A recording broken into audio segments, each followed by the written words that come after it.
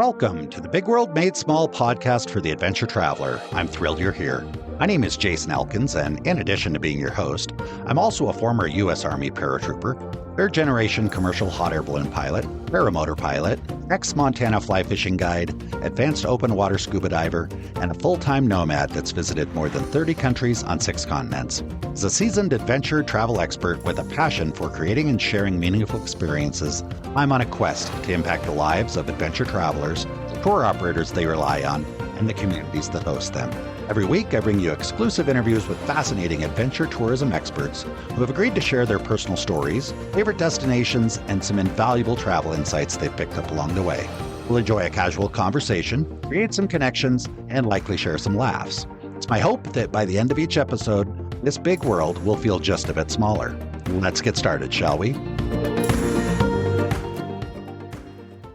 All right, everybody, welcome to another episode of the Big World Made Small Adventure Travel Podcast. So happy to have all of you here. It's super excited to have Gonzalo Fuenzalida here from Chile Nativo Travel. I almost didn't say that right. Gonzalo, welcome to the show. So happy to have you here. Hi, Jason. Thank you to invite me to this conversation. I appreciate your time, your show. Am I ready to have a nice talk with you? Well, thank you so much. It's, we were chatting just a little bit earlier about how whenever we're with clients out in the field, they tend to want to ask us a few questions, like kind of, where are you from? How did you get into this? So we're gonna talk a little bit about that and just kind of give our listeners an opportunity to kind of get a feel for who you are. And then, of course, as we have that conversation, I'm sure some other questions will pop up. So I appreciate you sharing the opportunity with us. So let's start with that. Gonzalo, well, how did you get started? What's your story? Okay, this is a funny story. I'm a auditing from profession. People who work in Lanton Clark Price Waterhouse. Oh, wow. Downtown. And I was working till my 30th. And don't call middle age, but I have a crisis at 30th because I was working in an office in the stock market, having a great time. But I was focusing my life waiting for the weekends. So my whole life was waiting for the weekends. And I hated to use a suit to shave every day. I couldn't understand in the position I was not able to use a short sleeve shirt because it was not proper in summer. So one day I was in my office at 8:30 in the morning with already a coffee and a cigarette looking for the window. At that time, you can smoke inside the office. And I was looking from the 8th floor to the bottom in downtown Santiago. And I saw an American guy, a gringo, walking in shorts and flip-flops with a backpack and a surfboard attached to the backpack. And I saw myself and I thought, like, this is it. So I read a resignation letter. I went to my boss and I presented to him. He couldn't believe it. He kind of ripped it off in front of me. No, Gonzalo, if this is about money, we can arrange this. I say, no, it's not about money. It's just, this is it. I cannot keep going on this. So after the day, I went to my parents' house and I told them, you know what? I quit. I'm going to take a year off to think about my life. And I have a month to get rid of all my possessions. At that time, I was renting a house. So I left the owner. I'm leaving in a month. So my parents were like, finally. Yeah, what was the first? Oh, yeah. I wanted to know, what are the first words they said? My parents are hippies. So my parents they knew that was not my life. So they were like, finally, Gonzalo, this is not for you. Go take your year and, you have me here. You have us here for anything happen. Wow. So that was a good start. Exactly at the month, I sold everything. I pay all my debt and I have some saving money and I took a year off. So I'm curious, before we continue, I'm curious, did your parents, had they encouraged you to go live your dream before that? Or were they just kind of letting you figure it out? And then when you figured it out, they were like, okay, finally, he got it. Exactly. They let me to figure it out myself. Wow, that's they cool. knew I was not an office person.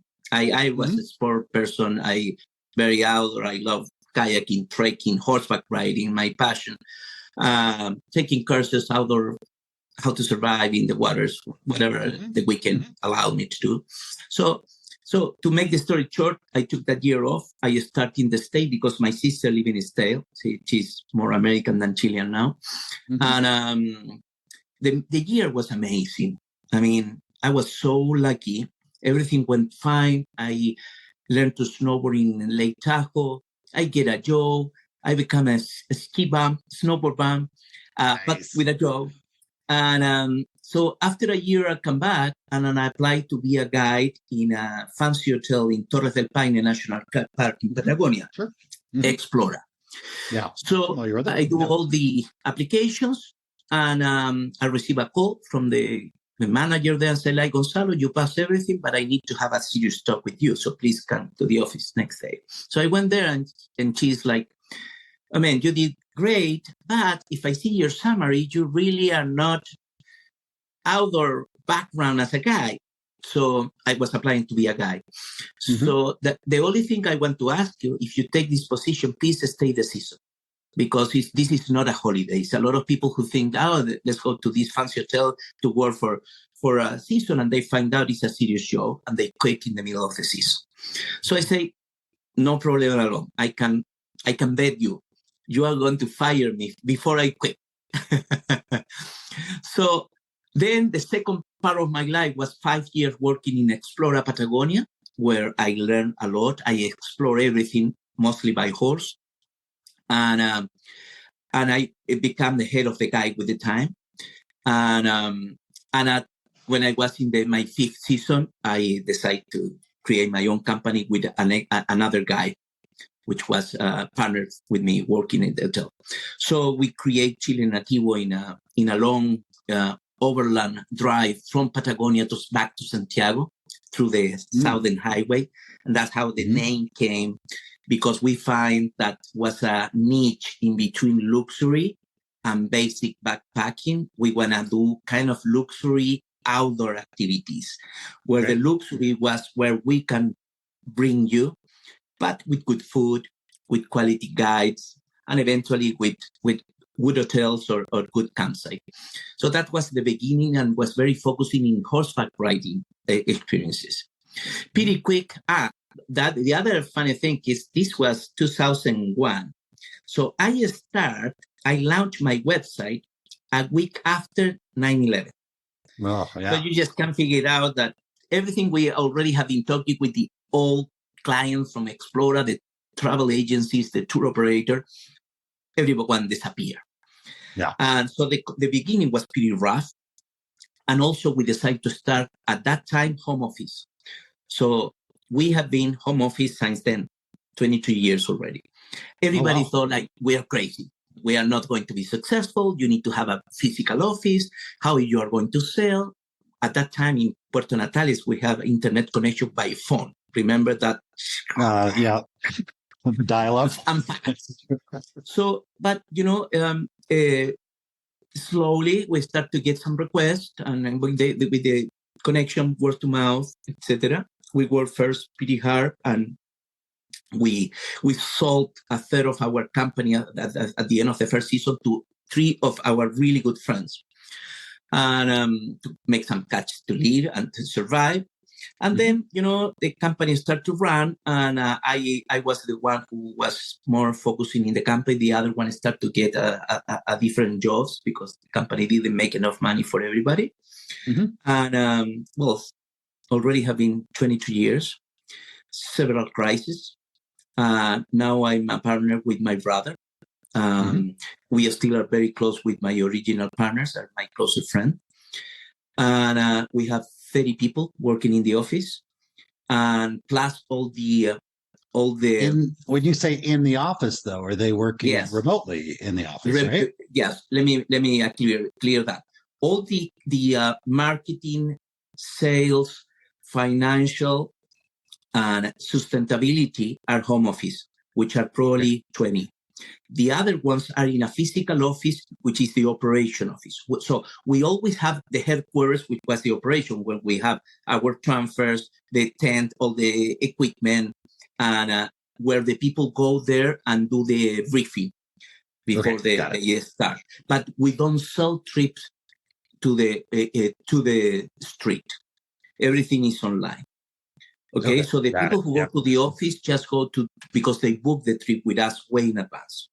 Okay, got it. And so when the COVID came, for example, we already have a software where we talk like we are talking now.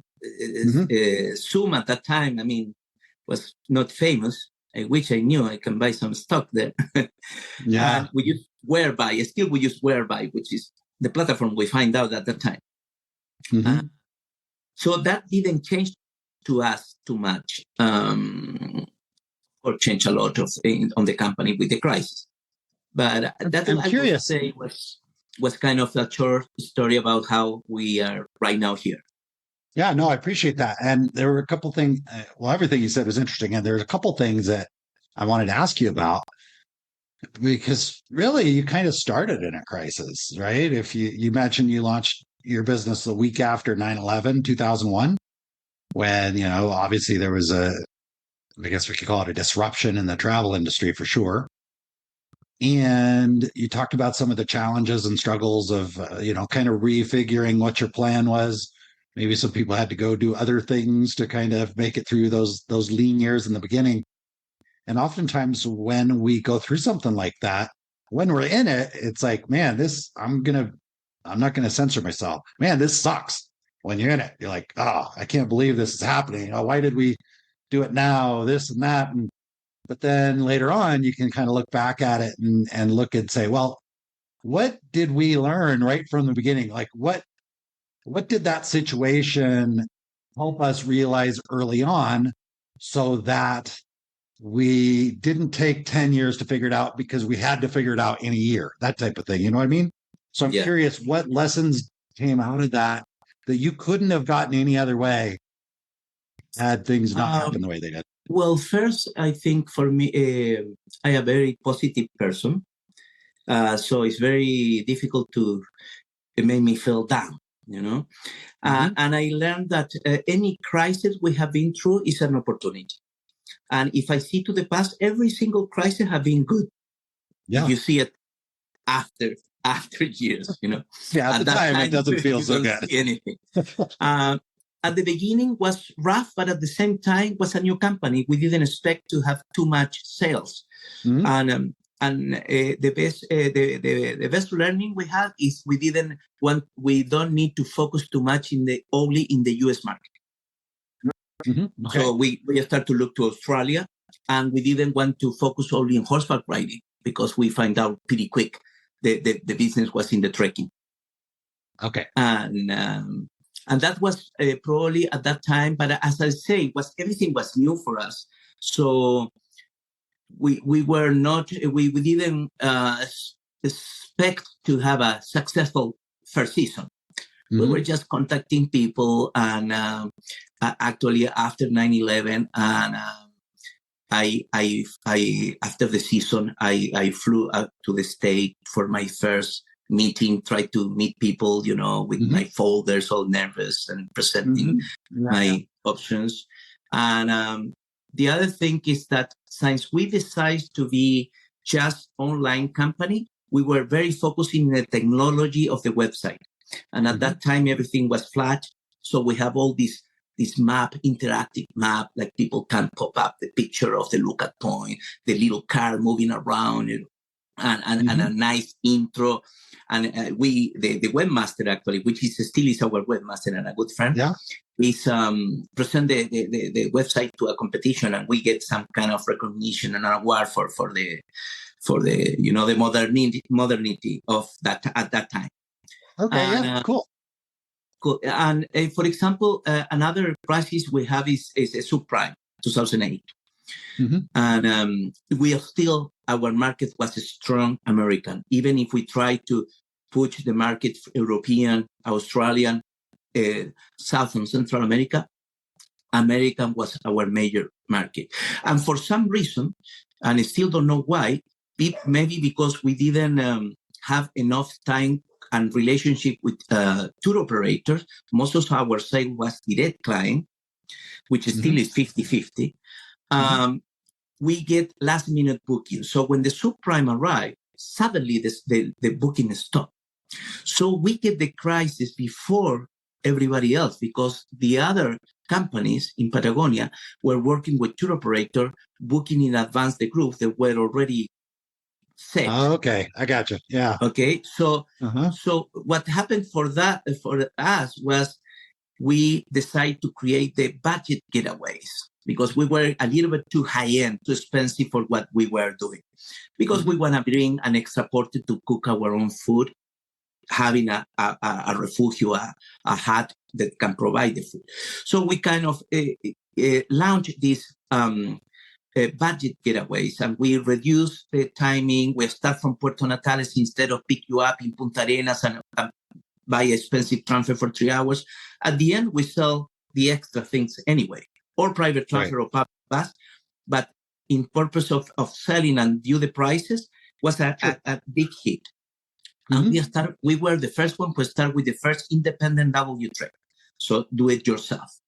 We do all the arrangement. We do a briefing in the office, and the guys go to the park on their own. And it still is one of the major activities we offer. Organize the trip for people who want to hike on their own. You know, it's interesting because I love that you brought that up. It's not always about the money, right? Because I'm sure you have people that are like, okay, we're going to do it, the do-it-yourself type of semi-structured. I can't remember exactly what you called it, but you know, you give them the plan, you take care of some of the logistics, but they go by themselves into the book, right? And there's a lot of people out there that just they just want that freedom and that independence. Because, you know, for confidence builders, I mean, I've been traveling full time for the last 2 years. And I've worked in tourism for a long time. I understand the value of a guide and get it completely. And I got to be honest with you, sometimes I just like to go figure things out myself. Exactly. You know, a little bit of guidance. Maybe I'll do a little bit of planning on my phone. I'm like, okay, well, I know there's a bus that gets there. And then I put the phone in my pocket and I say, okay, now I'm going to go find the bus. You know, and I get a lot of sense of satisfaction out of finding my way on my own.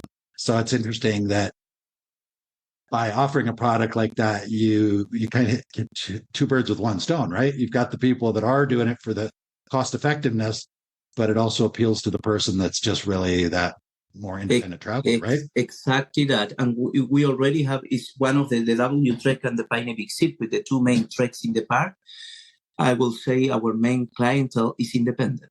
And, you know, now we have a special application. So people go with an application with the signal map, you know, the whole thing. But it still is complicated for someone who want to organize on their own. And at the same time, you get some kind of security notes that there is a company who is back you up, and you can call the company if any problem is in the refugios or the booking is not properly. And that's what you pay for, but still you pay less than going in a group with a guide. And you can save that money, especially for young crowd who want to split the travel in between Chile and Argentina and Patagonia. Yeah, that makes a lot of sense. One of the things you mentioned was, it sounds like you were always pretty strong in the US market. That was your market for whatever reason. Would you say that that was the case for all of the Chilean operators, or was that something that was unique to you at the time? Or more than Chilean, I will focus in Patagonia because that's where I know the niche. Right. I think it was a mix for the other ones. They have a lot of tour operators from France, Germany, Spain, Brazil. Is a good market too, Mexico. But since we were coming from Explora and our clientele were mostly from US, we were focusing in that market, and it still is the major market for Patagonia. And I will say probably for all the companies, if you do a percent, probably the majority of foreigners are, besides Argentinian, you know, the neighbors, the Northern Hemisphere will be US. I'm curious why you think that is, because I've traveled. I'm not sure I'd say extensively, but I've been around South America quite a bit. I'm actually in Colombia right now.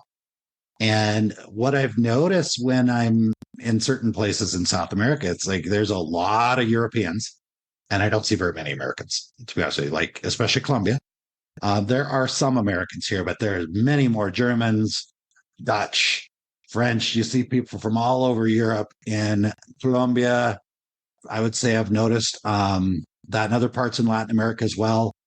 And I think Americans have a very strong draw to Patagonia. So I'm curious, because you are much more familiar with South American tourism than I am. Why do you think it is that Americans are so drawn to Patagonia, but maybe not as much other areas where you see more Europeans? Do you have any thoughts on that? Yes.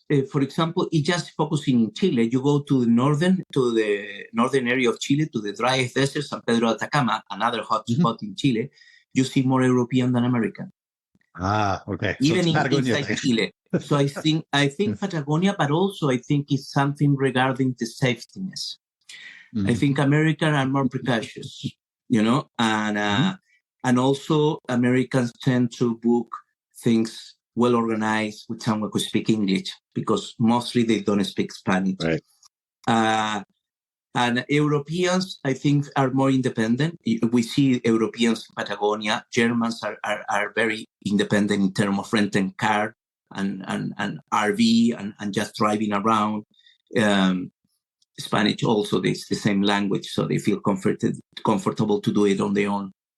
I love that you brought up the language, because I think you're onto something, because I think Americans, when I say Americans, I'm speaking, from the United States or even Canadian, English-speaking Americans, let's put it that way. They kind of have a handicap by just the nature of the English language and their location in the world, because they tend to learn English, obviously growing up. They don't tend to learn other languages. Whereas when you look at Europeans, virtually all Europeans have learned at least one other language, right? So many of them have 3 or 4 languages under their belt. So for them to go to another country, maybe they don't speak Spanish, but for them to go to another country that speaks a different language doesn't seem like that big of a deal, because you can drive to other countries that speak other languages when you're in Europe. So I can imagine where that would make them more independent. And so many Americans, English-speaking Americans that I speak to, their number one concern is, I won't be able to talk to anybody. Exactly. What if I get down there, I get lost, something happens, I won't be able to talk to anybody. And that's unique to English-speaking Americans, I think, because Europeans, I'm not sure that same thought goes through their head. I think they're like, well, yeah, I've been to many other countries where they speak other languages, and I've always been able to figure it out somehow. So that's, I don't know, what do you think? You think that's it? I think you make a point, because if you compare Northern American with UK, for example, you see more English people from UK traveling on their own. That's a good. And I can tell you my personal experience. Recently, I went to the summit of the ATTA, the Adventure Travel Trade Association, was in Japan. Right. So it was exciting trip. And the first shock for me was, no one speaking English. It was in my first time in my life, I couldn't communicate properly. So Google Translate became my best friend. And literally, you need to present yourself in the restaurant, the local restaurant. When they find you are a foreigner, they do like this, like they don't have a space for you, because they don't feel right. They cannot understand you or speak your language or English. So I saw you hold up your hands. Yes, cross fashion. And I'm saying that because it's a podcast, so maybe somebody didn't see that, and I thought it was pretty cool. So you said they hold up their hands, kind of like make an X with their arms, like, hey, we don't. The restaurant is busy. Too much work to deal with you. Exactly. Too much work, or they feel ashamed. They cannot speak English. Yeah. Well, I think Japanese, in that sense, they feel bad to themselves. They cannot speak English. So I'd rather just avoid the whole situation.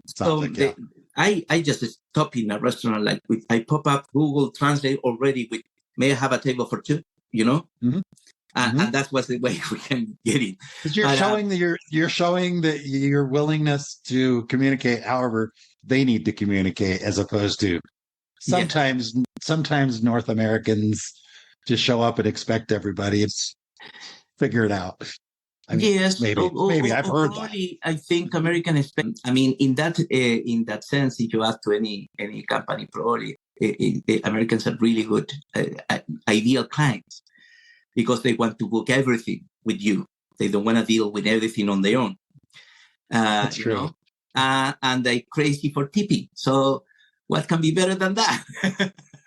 They're completely dependent on you. They'll let you book every single moment of the day because they want to make sure they don't have 5 minutes where they're not able to talk to somebody, maybe. Yeah.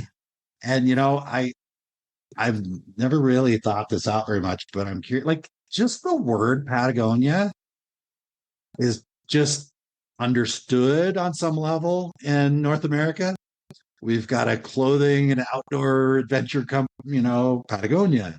It's like, it almost sounds American to us, right? And it seems like an English word. So the idea of going to Patagonia probably just feels like, okay, it just, as opposed to going to Colombia or Machu Picchu or Brazil or whatever. I think Americans just feel more comfortable because they at least know the word. They know how to say the word. And I'm not saying that North Americans are intelligent. They're incredibly intelligent, as are people all over the world.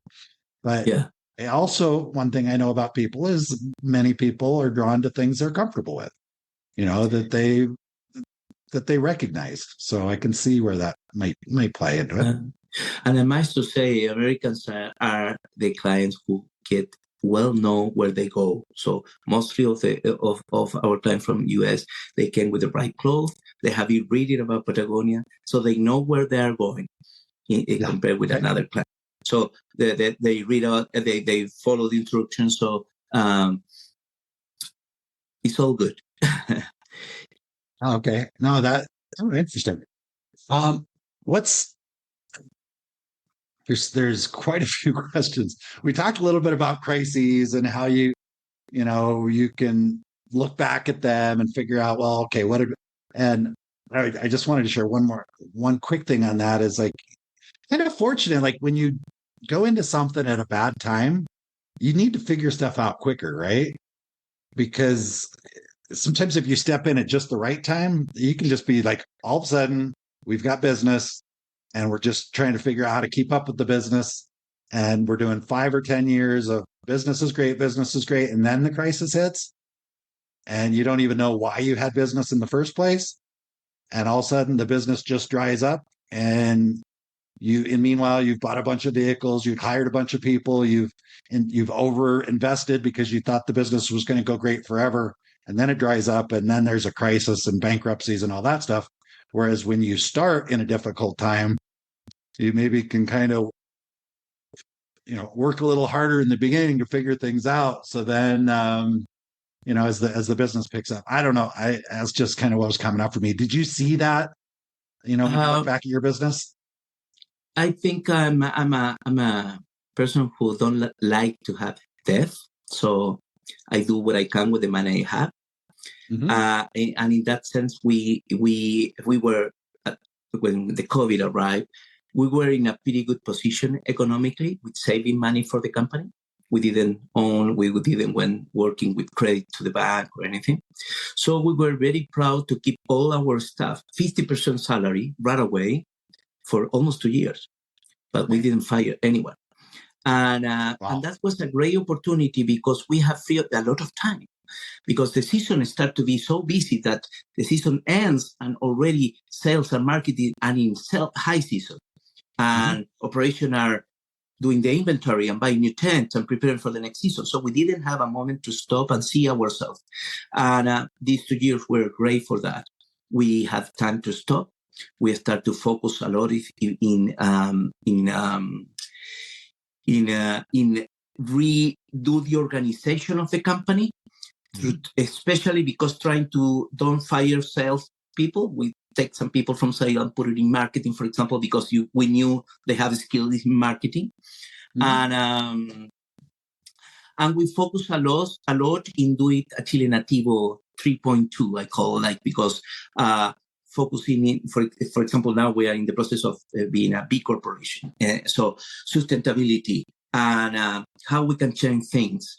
Now we are we have a coaching for the company. So we have coaching for the company, and we have a coaching for the manager, to the head of the company, and we are focusing in a mission which is called Growing with Happiness. So which means like how we can grow properly, like everybody's happy. Because me as an owner, if I don't see people working for me happy, I'm not happy. I want to feel proud of the company and feel like everybody's happy working here and want to work here. So these 2 years give us the first step to like kind of stop and see ourselves and see where we want to go, how we want to go there, and what we are going to do in the time. And that was the beginning. That didn't say, I don't say that that was easy or that was not difficult or stressful, because when we start having business again, was very stressful. Was very stressful because we didn't have too much people for the huge amount of sale we had. And so everybody worked. We started this program, Growing with Happiness, because it was really hard for everybody. What do you think the thing is? So when it comes to tourism professionals that work on your team, when you say, okay, what is the thing, if there's one thing that you need to provide to your team in order for them to be happy? Because in some businesses, some people talk about, well, you got to pay them more, you got to give them more time off, you got to give them this, that, and this. So what have you found is the most important for tourism type of people, especially, Chilean tourism people? What makes them happy? Well, our team is Chilean, Argentinian, and American. But one is difficult. I will say money definitely is important. I mean, behind that employee is a family. And so I think we always try to focus in get better salaries than the average, almost to the top of the industry. And that also give you the chance to that the best people want to work with you. And but also I think it's important to listen them, because sometimes you don't see the needs. It's funny because you mentioned this, because since we are doing all these procedures to apply to this big corporation, one of the areas is the bienestar, wellness. How you say bienestar? Wellness, wellness, well-being of the staff, of the employees of staff. And we find out we never have been doing a feedback form for our own staff. We send feedback to our client. We fix the stuff. Oh, yeah. Good. And we find out we need to send this to, okay, if we planning to do these 5 benefits, please order your important for you, for your life. Good for you. Yeah, because cool. That is going to give us a fair picture of, okay, so how is, because like you say, it's not salary only. Okay, we have good salaries. But what happens if somebody is struggling with something different, a disease in the family, or the partners have not a job and have tons of kids? I don't know. So that was our first job today. Duty is to create this feedback form to start to take a picture and a feeling of how the people feel with us or the needs they have. It's interesting because different people obviously have different needs. And when you explained all that, I recognized that, from my perspective anyway, well, you mentioned that your team is Chilean, Argentine, and English American. Yeah, US. And, people in the US in tourism, I think I've got a story in my head that a lot of people in the US, and maybe even yourself, was willing to take a pay cut to go into tourism, right? Because presumably back in the day when you're in that building in Santiago, you probably took a pay cut to go down south and work at Explora. I don't know. A lot of Americans will leave jobs where they're making pretty good money to go do tourism stuff. My experience working with guides in, other parts of the world, they probably didn't go into tourism. I mean, it was a legitimate job choice. It was like they went into tourism because they wanted to make more money. They went, go into tourism because they wanted to provide, for their families. They wanted to have access to people that would tip and that type of thing. So I've got this story in my head that maybe the typical guide in Chile or Colombia or Central America, I managed a lodge in Belize. My guides in Belize didn't become guides because they thought tourism was great. They became guides because they saw it as as an opportunity to provide for their families. So a guide in Belize might be like, what makes them happy? More money. A guide in America, sometimes what makes them happy? I don't know, more free gear, more trips, more time off so they can go do their own cool trips. I don't know. So do you think there's a difference between your guide team and maybe other places in the world, or what do you think? I don't think so, really. I think like something you missed there is a lot of people who work in tourism is because they love nature. So it's not just money and looking for a job, it's because they love nature. And I include myself there. They love what we do. They love to be involved in traveling. They love to be and do a trip or a scouting and live in beautiful places too, because most of these places are beautiful. And I see that I'm pretty strong in the ATTA. I am ambassador for Chile with another two guys from different companies. So I participate pretty strong in that community. And what I find out in that community, which is worldwide, is it's a great organization. I mean, that's how you and I connected. And I find out my tribe. I find out people like it's exactly like me, but worldwide. So what I'm thinking is like, I don't think, for example, the people who have been working from another country for Chile Nativo is because they are already living in Puerto Natales.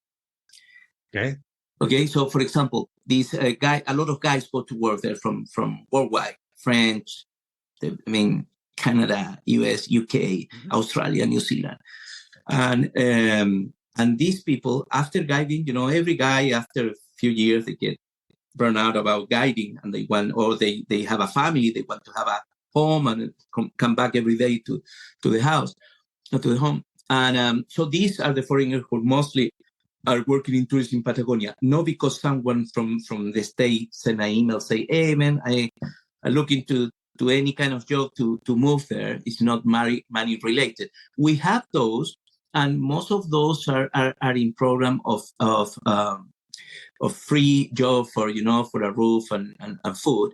I don't do that, but there are several company ranches, for example, people who dream to work with horses in a ranch. Okay. And they're happy with that. But that is in the short terms. After probably a season or it's super young, then they prove Patagonia, they go back to the life, or they figure out they need to find a proper job and they settle in Patagonia. Patagonia is a mix of nationalities and races. It's pretty neat to see. Yeah, myself, cool. I'm married with an American woman. So and I met her there. So that happened a lot, and probably in other places too. And I see that in the ATTA, like it's a worldwide community. It's not just a difference in between Latin America or US or Northern Hemisphere. Yeah, it's interesting because I have actually participated in a ATTA summit as well. It was a few years ago in Namibia. And like you, I felt like, okay, this is my tribe. This is like, man, I didn't grow up with a bunch of people like that, but here I found them in Africa, and it was really, really cool. And also like the people that were there, the people that are really active in ATTA are exactly, what we're describing is people like they're doing it because they're passionate about it. They love it. It's not like many of them are very successful in business, but they didn't wake up one morning and thought, oh, tourism's where I'm going to make a bunch of money. And they, and go that route. So you see the people that show up at these summits or these events that are active in ATTA, they're passionate about what they're doing. And then maybe, I guess what I'm hearing you say is maybe some of the other people in their organizations enjoy it, like meeting with clients, like spending time with people from other countries. I have no idea where I'm going with this. So I'll stop and change directions. But No problem. I'm happy you brought that up, though, about the ATTA. They're a great organization. And this is along those lines, because I know that with ATTA, one of the things is like, how do we become responsible stewards of the environment of, these places that we use? Because most of us in tourism are benefiting from the natural lands, the landscape, the communities that we work in. And how do we do that responsibly? You mentioned, like, after COVID, things just got kind of crazy, and and you're not the only person. Like, pretty much everybody I'm talking to is sharing stories like that. And it's like, how do you do this responsibly, as in the age of social media and Instagram, where one person can post a picture of themselves on a bridge, and then 1 million people want to go stand on the same bridge and take their picture there. How do we do that, and what's the responsibility of tour operators? It's not easy. It's not an easy answer, but it's a lot of job to do, and a lot of which is done already or is happening.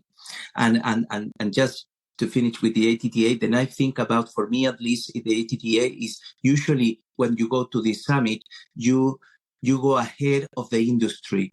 You talk with the big, smart people who are thinking ahead. So when you come back to your country, you have a job to do, which is trespass that to the industry and say, guys, for example, now is over tourism. Mm-hmm. Over tourism is coming, and it's there, and it's going to be worth, especially because the huge amount of people want to travel to the hotspot. And you can see already problems in several areas where the locals are rejecting the tourists because it's destroyed the economy. The rents are too expensive. They cannot go to a restaurant because they're focusing on the tourists, etc. So over-tourism is one of the main things now. And one of the things they talk about... Sure. See, Gonzalo, bear with me here, because what's the word that you're using? I want to make sure I can hear it, and I want to make sure that everybody that's listening can understand exactly what we're talking about. Over-tourism. Over-tourism. Auto-tourism. No, over. Como a lot of people going to the same place. Okay. Okay, over-tourism. Like too many people going to the hotspot worldwide. Okay, I'm with you. Over-tourism, of course. Over-tourism. Okay, so... I think my little earpiece isn't working. Your English is absolutely perfect. No accent whatsoever. Over-tourism. Okay. Over-tourism. So that's the new thing now, like, and how we can work with that. And part of the meeting we have in the summit was, okay, let's work in the low season. Let's try to open the low season so people first work with the communities, so the communities feel involved. They don't feel like somebody came, use everything and leave.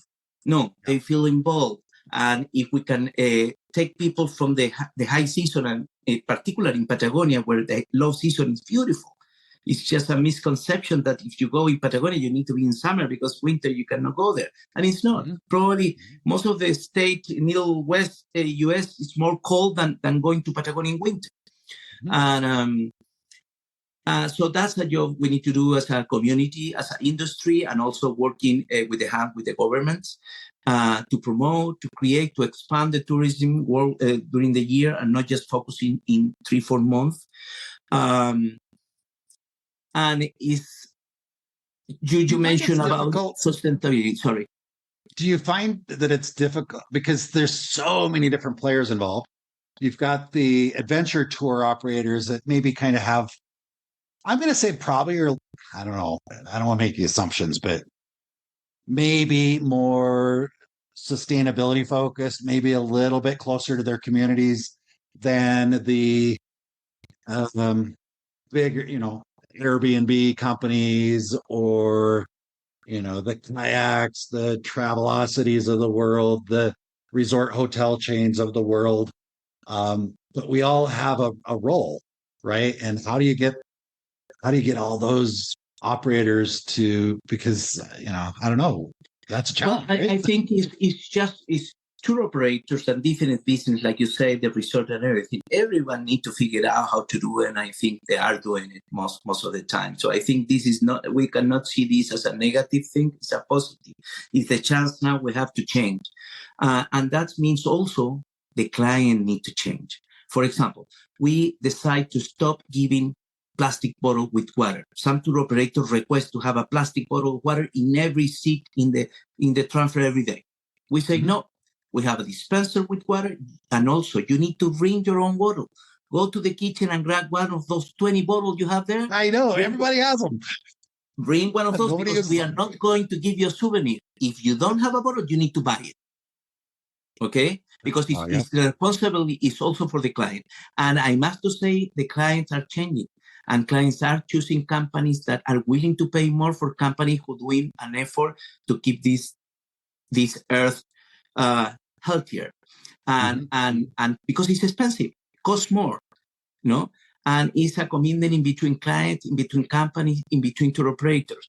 If a tour operator doesn't want to tell the client they need a bottle, well, you probably need to choose another outfitter, and we are going to run out of outfitter. And that tour operator likely is going to change the mind and going to follow the situation of certain thing we can do. Yeah. And the most important for me is just to start doing something, because it's so overwhelming, like you say, carbon footprint, zero waste. There's so many things like you can freeze. But someone said, like, just do one thing. It's a lot of things to do. Just start with something. Okay, no bottles, ready. Okay, no plastic bag for the packed lunches. Let's do a compost. Okay, let's do a serious recycle in the office. Let's start to measure the carbon footprint, and let's put that in the price. And let's make the client like he's paying more because he's paying for the footprint of what he's doing, and push him to pay also for the footprint of the flight. Yeah. Yeah, it's an interesting thing, because you've got some companies that are looking at it that way, others that are not, and it's you want to be competitive. Yeah, there's challenges. I get but that. If you don't change, you are going to die on the way. You're absolutely right. You got to do something. And if you're just like, well, I can't do it all, so I'm not going to do anything, well, that's a losing approach. Exactly. So, and I love that you're sharing that, because I think it is important that the traveler also takes some response. Because if the travelers are constantly asking for a bottle of water, that puts the tour operators in a pretty tough spot. Can they stand their ground, say, no, we're not going to do it? Yes, of course you can. And if the traveling public is more aware of it and more flexible and playing their role, I think that's super important as well. But at the same time, if the travel requests a water, you can bring a solution. We have water, fresh water with big tanks. Yeah. You just need to fill the bottle every time you need it. Yeah. So that's a solution for the problem of the water. It's just not a bottle of plastic that then you throw out in the garbage. Yeah, and it's interesting subject. So and about your business, because we talked a lot about business in general. We talked just about tourism, like people, like the tribe, right? And we've covered a lot of great things. And I want our listeners to have an opportunity to kind of get pretty clear on what you're doing now, as far as your business, what you're excited about, as far as new products coming online here in the next year. And when I say products, I hate the word products, but you know what I mean. Experiences, right? Expeditions, tours, experiences is really the word. So what should they know that you guys are doing here in the next 12 months or so? What should they know about Chile that maybe is not obvious to them? And how can they connect with you and take the next step to experience it? Okay. So I just came back from to my home from Patagonia to do a farm trip of estancias and e-bikes. For the ones who know what estancia is a ranch. That's the name we do in Patagonia for the huge ranches.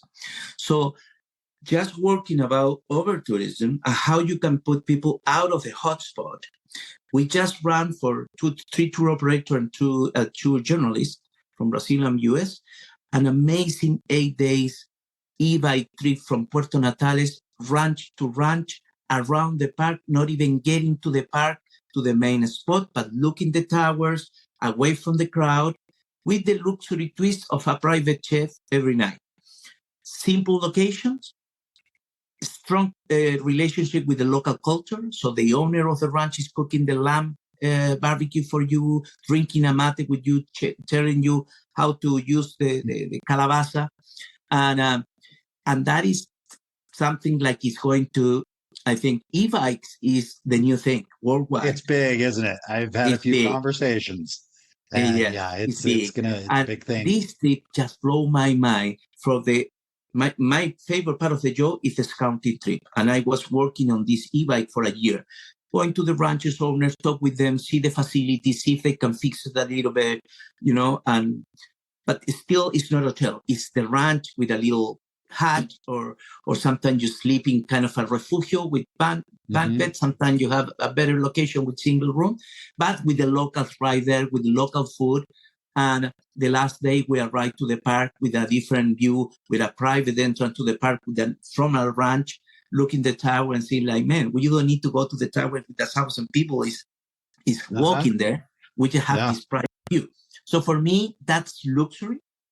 Yeah, is being away, and also is an excellent way to move tourists away from the hotspot. Try to create community, kind of spread it out a little bit, involve and people start or local to figure people. Out there is it's just Torres del Paine is not just the beauty in Patagonia. There are so many places, and besides this is Tierra del Fuego. I in love with Tierra del Fuego, particularly the Chilean side, because still is nothing developed, and for me that is a luxury. So you can do an overland trip there and stay with cabins with local people close to a lake, fishing, sailing a boat, kayaking in between glaciers. I mean, wildlife everywhere, and feeling like you are the only one who have been there. And that's something that excites me too a lot. Like being to Tierra del Fuego, to Navarino Island, the southernmost trek in the world, the Dientes de Navarino, is in front of Ushuaia, the southernmost trek in the world, and you do a 5-day trek, pretty rough, mostly for the weather condition. And they have these teeth, the Navarino, Dientes de Navarino, which are kind of towers, running towers. So beautiful lake, glacier, the same thing, but away from the crowd. Okay, I'm ready. And I will say the jewel in Patagonia is Aysén, which is the region, northern Patagonia. That region is a beauty. We have a horseback right there. I finished in February, 8 days in the old times, pack horses, everything packed with you, no shower, nothing, just little gauchos hat, smoke inside, cooking in a little fire, glacier, forest, wildlife, condors, huge lake at the end. And that for me is kind of come back to the roots and feel kid again, because probably you and me, we grew up camping with a fire. Now it's very rare where you are allowed to do a fire in a place, for safety purpose. And so that for me is exciting, to create new experiences and to kind of develop the rest of Chile, Chile is so long, so narrow, but have so many places you can discover and still are untouched, particularly the northern Patagonia, Aysén. Yeah, it's just my experiences in Chile, mostly in northern Patagonia, is just the people, the beauty is just ridiculous. And I'm a believer that without amazing people, it doesn't matter how amazing the beauty is, it's just the same. I don't travel for the mountains or the rivers or the things. It's the people that live in those places that are amazing. And you brought just this conversation brought back a lot of memories for me. So anybody that's listening to this, if you're just listening to this, you're not seeing his face. And I'm sitting here looking at Gonzalo as he's talking about this. And it's like, I see the excitement. You're the real deal. So anybody listening to this, reach out to him. I'm just thinking like you can wrap everything up with a nice Chilean wine. Oh, yeah. Or do you like pisco sours? Oh, yeah. We love Yeah, pisco right. sour. Yeah. So and I learned something. When I was down there last, I was drinking pisco and coke, piscola. Piscola, that's a very Chilean drink. Well, yeah, that's what people were saying, but I got the feeling they were like kind of laughing at me. I was like, it just seemed to make sense. I like, can I have pisco and coke? And they're like, yeah, but they gave me that weird look. But maybe it was like, you're too gringo to be drinking this. I wasn't sure what exactly the look was, but no, that's a very Chilean drink. I'm not fan of the piscola, but it's a very common drink. I love pisco sour. Yeah, I Peruvian and Chilean, I love both. Yeah, just amazing part of the world. And I speak for all of us. I think we're all better off that you were looking out of that window that day and you saw the guy in his shorts and flip flops with his, I think you said surfboard or. Yeah, it was a backpack and was a surf attached to the backpack. Yeah, like isn't that cool? So good for you for taking. I was going to say taking the leap, but that could have a negative connotation if you're in a tall skyscraper. So anyway, I think you took the more reasoned approach. So Gonzalo, thank you so much for being here. I will have a link to your website in the show notes. So anybody that's listening to this should be able to go quite easily, get through, take a look at your website, reach out to your team. And I have a feeling any question they could possibly answer, I have a feeling your team would be the right people to answer it. And then hopefully you and I will cross paths in person sometime soon. I feel like I'm just up the road a little bit. So maybe I'll jump down and see you what I think of as my winter, but I guess it would be your summer. So okay, Jason, thank you so much. Anytime.